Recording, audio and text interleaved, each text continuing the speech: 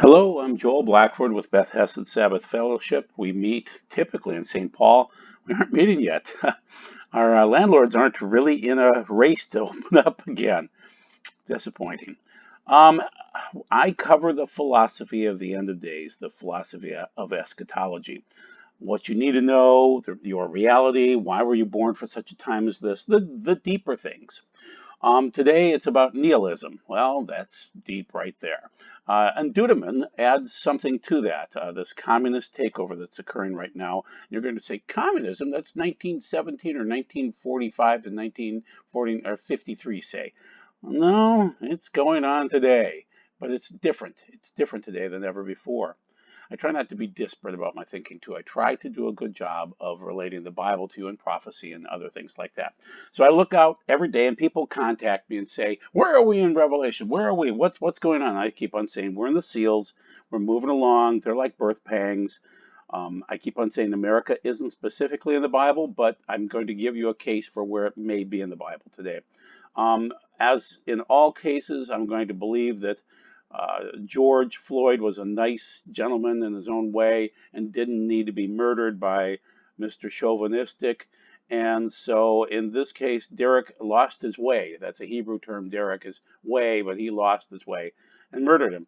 Now, the protests at first were okay, but there's nothing wrong with peaceful protests. I love Martin Luther King Jr. He was a wonderful man, and he wanted freedom, and he wanted equal rights. And there's nothing wrong with that. But as Gandhi proved, as Martin Luther King Jr. proved, you get it through peaceful protests. You never get it through looting and committing vandalism and burning and killing. And we're seeing murders now too. So it was a murder, but now the communists were waiting for something to ignite, and they're ready to overthrow America. It's here. So we're moving along. And then there are the forces from without. So there are communists within the country, and then there's Russia and China and other countries. And Russia they're going through their normal joint victory parade, with 19 countries being involved with them to show how great and powerful they are. Then their fleet is sailing into the Arctic Circle to commit to war games up there. And we're positive that there's an internal uprising, but then again, there's going to be an external uprising at some point in time. Iran, Russia, China, Turkey, they all want the United States to collapse. They don't want a hegemon anymore. And Turkey's involved in this. They are the Gog Magog area. Okay, so keep that in mind. That's what they were talking about when Ezekiel prophesied about it and other things like that from Revelation. That's the area. It's Turkey. And so keep in mind that this is going to get ugly as China pushes India around and Russia pushes other people around, including Syria. And at some point in time, they're going to want to test the United States more, especially if we show how weak we are in the case of these protesters that have now become violent rioters. So, as always, I try not to twist the Bible. I'm going to state to you one more time, America is not specifically stated in the Bible, but I think we'll generally be able to give you an outline of where it is. Prophecy, there are modern day prophets. I'm not sure that I trust any of them right now. They have been wrong lately. And then there's news, and I can't trust the news sources now at all. I can't read anything made in America. The verses that seem to apply with the end times is Matthew 24. So Yeshua is on the Mount of Olives, and this is the Olivet Discourse. All this is but the beginning of the birth pangs. That's what we're experiencing right now. Those are the seals. At that time, you will be arrested and handed over and to be punished and to be put to death, and all peoples will hate you because of me. At that time, many will be trapped into betraying and hating each other. Many false prophets, oh, they're out there, guys, will appear and fool many people, and many people's love will grow cold. Oh, that's what's going on right now. These riots are driving people apart. I'll show you some evidence of that because of the increased distance from the Torah. But whoever holds out till the end will be delivered, and the good news about the kingdom will be announced throughout the whole world as a witness to all the Gentiles. That it is then that the end will come.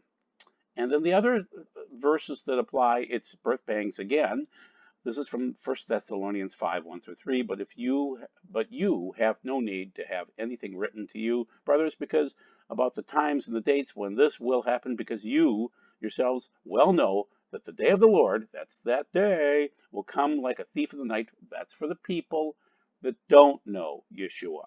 If you don't have an idea of who God is, yeah, it's going to come as a thief in the night, and it's going to be a violent takeaway. But the rest of us are kind of going to know, the believers, when the people are saying everything is so peaceful and secure. So watch out for that. Then destruction will suddenly come upon them the way labor pains come upon a pregnant woman, and there's no way they will escape. So, Trump is doing his typical Trump stuff. He got into a big fight with half of the governors out there, calls them weak. The call was insane. Barr was involved in it, saying, I want the protesters charged with federal crimes. The problem is, then all the actors from Hollywood pay to get these people out of jail and back out in the streets and back protesting and shooting people now. They're killing black people that are wonderful people. And this is sick and twisted. And that's why I'm not friends with a lot of people right now from my Christian circles, because they say this is what's supposed to occur. This is godliness, which is anarchy. And I can't be friends with anarchists. I mean, that's ridiculous. What benefit would there be in anybody to be able to talk to somebody that says, I love Jesus and I'm an anarchist? Oh, just give up. Okay, so Trump did this. This is typical Trump stuff. We'll see what happens this fall. We'll see what happens. I'm not making any predictions. What Trump is fighting against and what others are fighting against is George Soros. He is a communist. He supports communists and anarchists. He supports MoveOn.org. He owns it. And all of these other organizations that get out there and basically these protesters and anarchists have earpieces. They have bricks delivered to them. They have coordinates sent to them to go to this place. The frozen water bottles are there. The bricks are there. The other tools are there to be able to, and they're taught how to hurt people but not kill people. Sometimes they kill. And so he runs Antifa and Planned Parenthood, and he's involved in all of these things. And he's the puppet master, but there's a puppet master behind him, and that's Obama. So watch out for him. He's going to be back in at some point in time. And Soros is sending these people to places, and even the Minneapolis police chief is saying that there's a coordinated effort behind this. It's Soros. And he's paying for these people. So you're saying, well, why would he pay for people to protest? Because he finds out that Minneapolis is under fire, and so he sends his people there. But before we get the protesters get there, he shorts Target stock. Now, he owned a lot of Target years ago, and so he figured out how they ran, and now when it comes time to short it, he knows how they're going to behave. They're going to capitulate. So then he invests in shorting the stock. Then he sends the protesters in, which become rioters, and then he busses them around because this guy down in the lower right, Scotty Fovel, says we bus in gangs and thugs to loot and burn and leave, and we've been busing for 50 years and we're going to continue on. Then, as you can see, Target stock dropped as a result of this, so George Soros gets to pay for his next event. He's been shorting currencies for years with governments to make money off people's suffering, death and suffering. That's what he stands for. He's a sick, twisted man. He's Satan incarnate, and I believe he's possessed. So this is interesting. Obama is coming back in at some point in time. I love this 15-year-old boy from Israel. Didn't believe in the Bible, didn't believe in God, didn't believe in anything, but he said Obama is Gog from Magog. And he is going to fight and be buried in Israel, which is exactly what Ezekiel said. And the kid had never read the Bible before that. So at some point in time, Obama's coming back in again, and he's going to be involved in the Gog-Magog war. And so that's the man that Soros works for. But then there's another one that they work for, and there will be. So Gog is buried in Israel. The Antichrist is burned. The false prophet is burned. They're different people. Get used to it, people. Study your Bible and study the Old Testament. It gives you the rules. So if Gog is buried in Israel, it's a different person than the Antichrist. So it's not going to be Obama. So then I wanted to cite these guys again one more time. Wilkerson. And Wilkerson wrote The Cross of the Switchblade, and he also was behind Teen Challenge, and he was a great pastor from New York, and he wrote The Vision in 1973 with a worldwide recession. and the labor pains and the persecution madness against the spirit-filled Christians. And then in 2009, he came back and said there will be 1,000 fires coming to New York City, which is basically today. Okay, it will engulf the whole multiplex, and then major cities across America will experience riots and blazing fires. Well, there you go. Earth-shattering calamity. We're close to that. The earthquake season is picking up right now. And so it's because of our rage and sins. He didn't know when these things would happen. Groover agrees with him, Henry Groover in the middle there, and then off to the right-hand side, or lower right, is Michael Boldea, and then Dmitry Duduman. We're going to cover a little bit more Duduman today because Michael sent me a nice note back. So Henry Groover said the same thing. Russia is going to, when things get bad in the center of the country, Russia is going to attack. And Russia seems to be going through the military exercises to do that. So Dmitry Duduman lived in Romania, I think it was, and he delivered Bibles. Now, he was not a good person for a while there. He didn't believe in God for a while. He was raised properly, but he fell away from his faith. Then he had a conversion, and then he started delivering Bibles and preaching the gospel. He was sent over here by God, and so he has a vision of the invasion of America. And at some point in time, it's going to happen. Now, Michael Boldea is still alive, and all three of those other men are dead. But Michael is alive.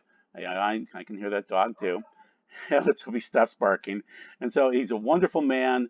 And so now this is not Michael Boldea. I'll show you his comment next. I wanted to show you this. So Russia is growing their presence in the Arctic. Okay. And so this is a comment by Jeff Byerly. Now I don't know if I trust Jeff or not. But this is his comment. Obama will be welcome back to lead America, and most will put their trust in him, and he will promise peace and protection, but bring chaos and destruction. Okay, that makes sense. I mean, it's hard to say that he's prophesying something wrong there. How foolish be, they will be found to be. Okay, how utterly foolish it is to trust in a man instead of me is absolutely going to do what his father Satan does best: steal, kill, destroy. All the time smiling and lying, he will finally be allowed to accomplish his objective. As he departs, America will be attacked from the north while she is in total disarray and unable to defend herself. This is the final destruction in 1 hour of the fire of Babylon the Great. So, Michael Boldea wrote this article, and I really want to go through it a little bit. This is just a few paragraphs from it. What you've got is concentrated population centers with nothing to eat because they burned down all the outlets that sold them essentials like beans and rice. It's the one thing to fake outrage, just because when you think you can get your hands on a new pair of sneakers, it's quite another when the survival instinct kicks in. So at some point in time, they're willing to kill a human for baubles and trinkets. Imagine what they'd be willing to do if their survival was in the balance. All of these pandering sycophants, the actors and the politicians, bailing out the arsonists, the looters, the criminals out of jail, believe that their virtue signaling will protect them or grant them some exemption from being pillaged, not as yet realizing that the law of the jungle does not allow for friendships or loyalties. If you have something they want, you have pretended there was nobility in clubbing old ladies with wood beams or laughing as someone bled out for the high crime of trying to defend their life's work. Will make known, never mind to them. Okay, so keep in mind Michael Boldea lived under communism. His grandfathers and his father lived under communism. They delivered Bibles. They were abused for that. And so they know that communism is coming. We're witnessing a clash between nihilism, which is nothingism, and civil society. And those charged with being overseers of civil society seem to be perfectly content with nihilism, winning the day as long as they can be the ones atop the ash pile when the smoke clears. Right now we have a middle class. If you get nihilism or communism, you will have incredibly large amounts of people that are poor and then a couple of rich people. Due to their monumental failure, trust in law enforcement by the average citizen is at this stage irreparable. It is. I can't trust you know what? I trust the cop and the sheriff's department guys, but the problem is that they're not in charge. They're told to stand down by their leaders, and their leaders are cowards. So with every looter, arsonist, or rioter being released from jail, the overarching belief that if you can work hard, play by the rules, and are a decent human being, you can have a decent life in America is being dismantled, diminished. The unchecked actions of nihilists, the criminality without repercussions, only serve to create more criminals and nihilists. He's right. So that's Michael Boldea. So then I sent him a note, and I said, hey, Michael, Henry Groover, Wilkerson, your grandfather, all agreed and said, that we're going to be attacked. And Minneapolis is burning right now, and Wilkerson said there would be fires across America. Did your grandfather talk about it? So Michael sent back a note saying yes. He said it would begin with an internal revolution or civil unrest started by the communists. And that's what's happening. So, another prophecy fulfilled. The communists love to kill their own people. The Soviet Union killed so many people. Stalin killed people. China killed so many people. According to a communist, your death is good if it serves my purposes. The more we torture, the more they love us. So this is Stalin's pie chart over here, which kind of shows, not pie chart, but workflow, in terms of if you believe this, you get that. If you don't believe this, then you get starvation or field army or factory or collective farm or gulag, or execution for that matter. So that's how it's always been running in communism. And that's what's coming on board right now, people. So this is interesting. This is my comment on something to do with Hillary Clinton and whatever else. And just my comment was I used the word communism. And you can see down below that Facebook blocked it. And then I was commenting on Michael Boldea, and I used the word communist in my comments about it because he was talking about communists, and they censored me. For a few hours, and they wouldn't. And so you can see I repeated myself because it's like, okay, what am I going to say? Commie? Well, finally, my friends told me to use emojis, which is really, really cool. So if you're a liberal, there's free speech. If you're a conservative, we no longer have free speech. So if you claim that these are nihilists and communists, you can't say that anymore. That is what a conservative would say. And so the bullies control the language.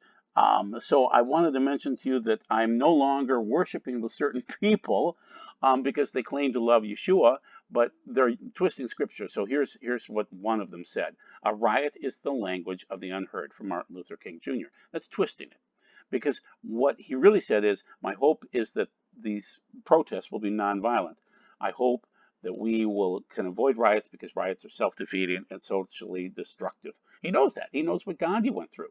And so this man made the comment, well, this is the way it's going to be.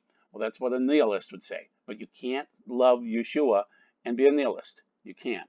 And you can't be an anarchist. It doesn't work that way. You have to love the fact that he's your king.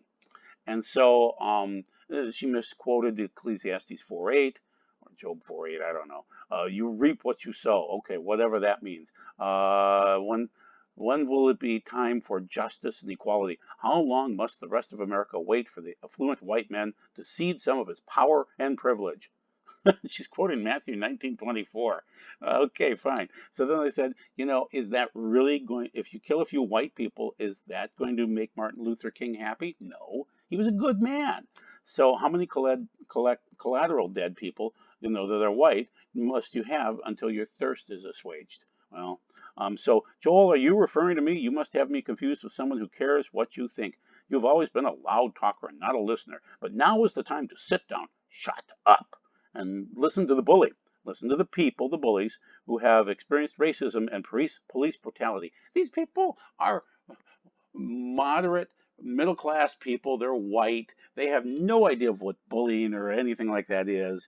And so, anyway, and so this guy that posted this and is a psychologist, not a psychiatrist, but a psychologist in town, and I no longer refer him to people. I just wanted to give him a chance, stating that I was going to presume the best for him. His response speaks for himself. So, that I have an unteachable spirit. Yes, I'm not a nihilist. I'm not a communist. Okay, that's unteachable. You'll never teach me those types of things. I will never give up on God. I will never walk away from my faith. Okay, I hope that would never happen. And so I've noticed in the history of my life that we cede power by the rule of law via elections and the marketplace. Riots, looting, and burning don't cede the marketplace, don't cede power, definitely. From the rich, it bullies the weak. All it does is hurts the weak. It doesn't hurt the wealthy. They make even more money because they know about these things. They plan for these things. Okay, here's where I say that America is in the Bible, and this is from Dimitri Duduman, and really Wilkerson talked about it, and Groover too, for that matter, Jeremiah 51. But you can read Jeremiah 50 and 51.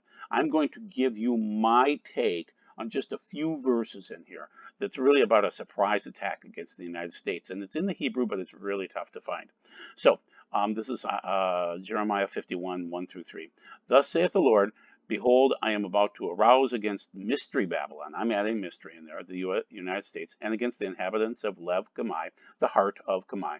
The spirit of the destroyer, that's Ruach Mashkit, the first spirit angel of Revelations chapter 6. So I'm saying that this is a spirit coming against us. I will dispatch against Western civilization, for that matter. I will dispatch foreigners, and that's like our Obama and his minions, to the mystery Babylon, USA, that they may winnow her and may devastate her land, for on every side they will be opposed to her in the day of her calamity. Let not him who bends, in the Hebrew it's Yidrok, and there's no Masoretic marks, which is weird, guys. There's always Masoretic marks. Okay, those are the little marks that help me pronounce the Doric, bending. So it's like bending, bender, bending the masses, like on a wicked pathway. There's a Derek in there too, just like the name of the cop, which is very interesting too.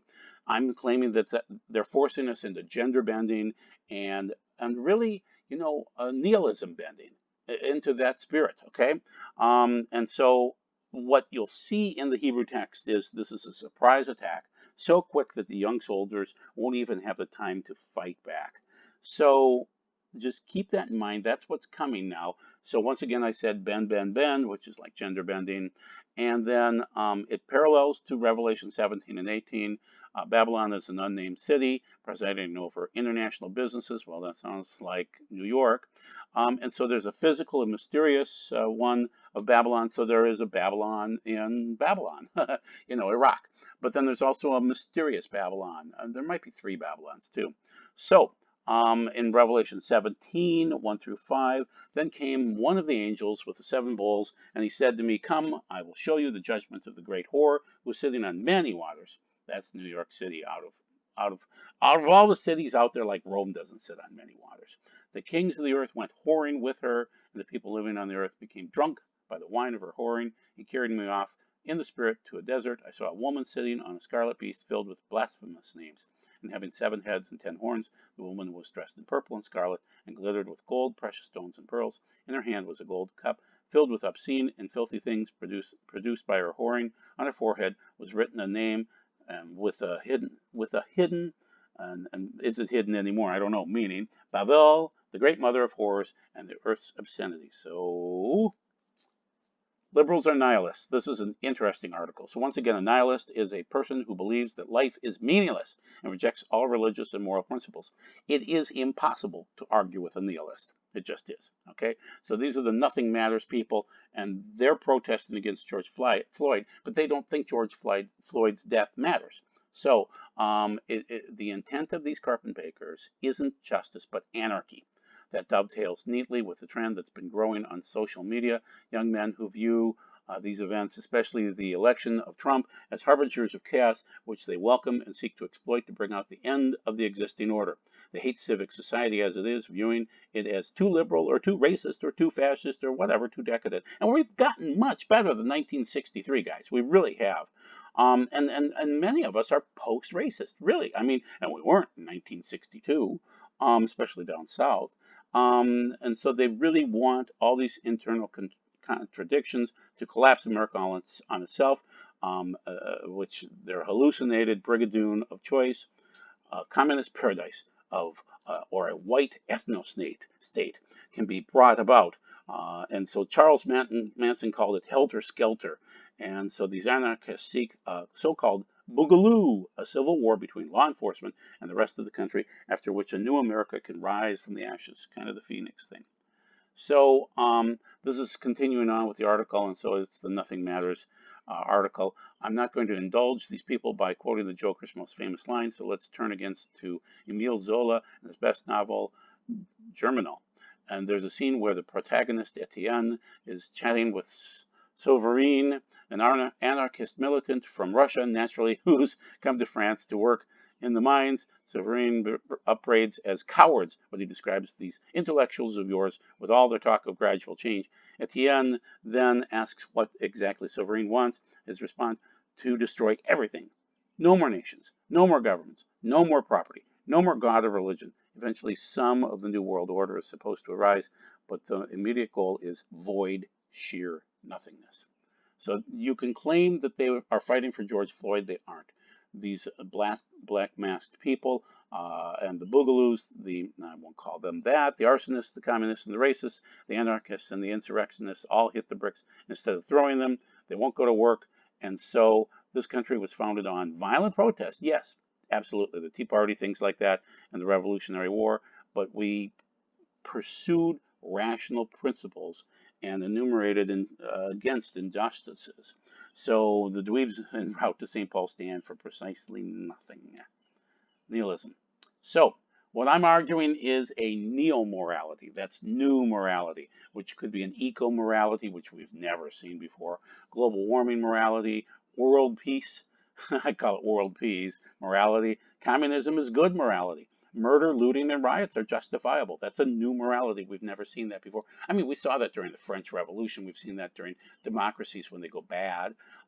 It's a different matrix, guys. It's a construct in their minds, and it's a matrix, but it's their morality matrix, which doesn't work. It's a house of cards in their minds. It's an alternate reality, and it always ends up at death. Always. All these millions of people are murdered whenever this occurs, whenever it's nihilism. So Antifa is not fighting for freedom, but for the communist revolution. And so you can just see that, I don't know, you're going to have wave after wave of issues going forward until the Messiah returns. And so the main thing is, despite antiseptic portrayals throughout American media, Antifa is no more than anti-fascists. They are more than that. They provide the violent complement to academic neo-Marxism, and so it's all about this neo of the end times, and it's really about losing your mind and fighting against the man as if there's anyone to fight against. And really, you should be fighting against George Soros because he's causing all the pain, the persecution, and all the misery. But they're not going to. So where are we in the end times? Where are we with all these thoughts that are going on? We are really just getting closer to the fourth seal. The waves are going to get worse, the contractions get worse, and then we'll go into the trumpets, and then the bulls will finish it out. Every direction of the seals is based on Zechariah 1 and 6, and the seals look like the birth pangs of Matthew 24. And so, the battles and the wars are like seal 2, drought is seal 4, pestilence is seal 3. Earthquakes is seal 6, so that's from Matthew 24 there, and it matches. I believe we've gone through seal 3, and we're starting to see the food prices start to really, really rise. We'll see these four things at some point in time, which is about 1.944444 billion deaths, and that could happen at any point in time from 4 different things. Then we'll move on to seal 5 and seal 6, and try to think clearly as things go forward, people. Be blessed, be careful, don't go out and riot and protest. Pray. Amen.